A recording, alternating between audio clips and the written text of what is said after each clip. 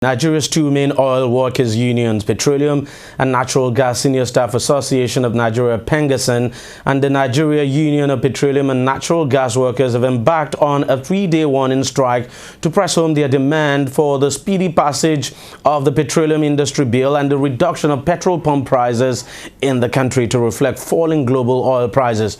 The unions are demanding that turnaround maintenance be carried out on the country's 4 refineries as well.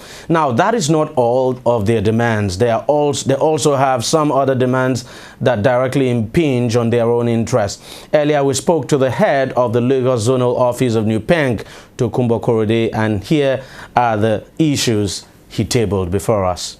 We also we talk about PTI, Petroleum Training Institute.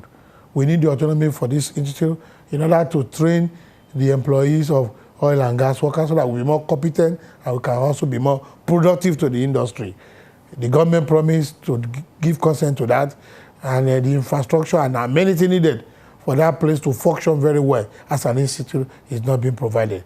We want government urgent intervention in this matter again. We also talk about the PTDF. The PTDF since 2012, our members that are working in that PTDF, they've not been promoted since 2012 to date. Even the arrears that are supposed to go along with it has not been paid. So we also put it on the table for discussion to know reason why there have not been any promotion and why they've not been compensated for such. These are part of the issue that we put on the table for this thing. Then we also condemn casualization in entirety. We can't believe that this country in this century, casualization should be a policy everybody will be embracing. In the oil and gas industry as of today, none of the companies is employing direct staff. They are into the employment of contract workers.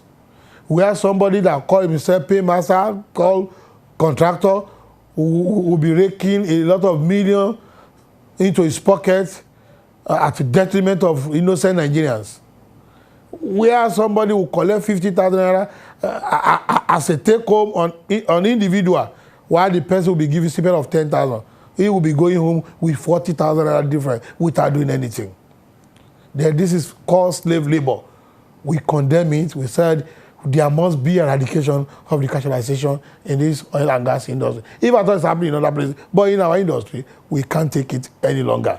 Because it has been the practice, all the IOC members and also the stakeholders in the industry is embracing. Then, something also happened again. An officer of the union that was employed and also elected on the platform of New Penk from Lagos Zone, without the consent of the union, without any recourse to the union, the guy was transferred to Port Harcourt Zone. What happens to your own jurisdiction, whereas you have the mandate of the workers to lead them? We call for the reversal of this. The company concerned now stood adamant and said, no going back.